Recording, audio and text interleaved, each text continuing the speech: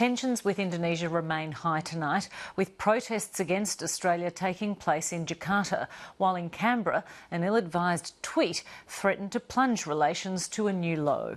The Prime Minister is still considering a response to a letter sent to him from President Yudhoyono demanding an explanation about his personal phone being tapped by Australian security services, but it's thought he's unlikely to get one.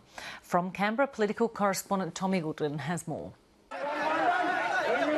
This is the latest reaction in Jakarta from extreme edges of Indonesian society about the latest Australian spy scandal, expressed in action and in voice. Go to hell, Australia! That's from an Indonesian Member of Parliament. President Yudhoyono's used a letter to Tony Abbott to convey his displeasure at having his phone tapped by Australian security agencies. I want to assure the House that the government will respond swiftly, fully and courteously to the President's letter. The Indonesian President's asked for an explanation for the phone tapping allegations and a promise it won't happen again. I want Australia to remain Indonesia's trusted partner now and in the future. The National Security Council met tonight to come up with a response to the letter. President Yudhoyono's unlikely to get what he wants. Senior advisers to the government are urging Tony Abbott not to abandon the long-held principle of not confirming intelligence operations. But security's already being compromised. Indonesia's recalled fighter jets, meant to be on a joint training exercise with Australia, and ended cooperation on anti-people smuggling operations. Leader of the opposition. There's some sympathy from the opposition for the government. Bill Shorten says this is a Team Australia moment. Our commitment is to see the improvement and repair of this relationship conducted in a timely way.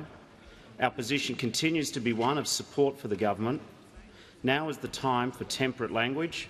Others in the opposition aren't resisting a potshot at the coalition. Before the election, the now government, the then opposition, made some injudicious comments about their policies, and they came into government with a relationship that was already under stress.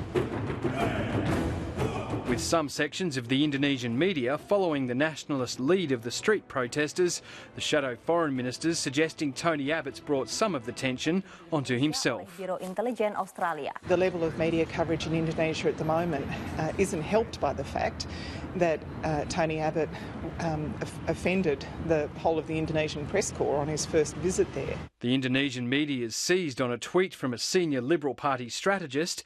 Apology demanded from Australia by a bloke who looks like a 1970s Filipino porn star and has ethics to match, wrote Mark Textor, seemingly in reference to Indonesian Foreign Minister Marty Natalegawa.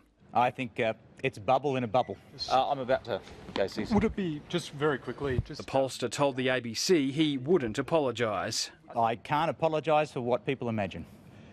Do you think it was appropriate? What? The tweet that What tweet are you talking about? And he refused to say who the porn star reference was about. I was not referring to anyone in particular, but if you want to imagine someone, that's fine by me. Has anyone in the government told you to remove the tweet? No. Have you received any comments from anyone on the government side? No. But minutes later he tweeted this: "Apologies to my Indonesian friends frustrated by media-driven divisions. Twitter is indeed no place for diplomacy." Why hasn't anyone from the government spoken to Mr Textor about his offensive remarks concerning Indonesia? And will the Prime Minister now review all the contracts between the government and Mr Textor's company? They were tacky comments and they've been withdrawn and apologised for.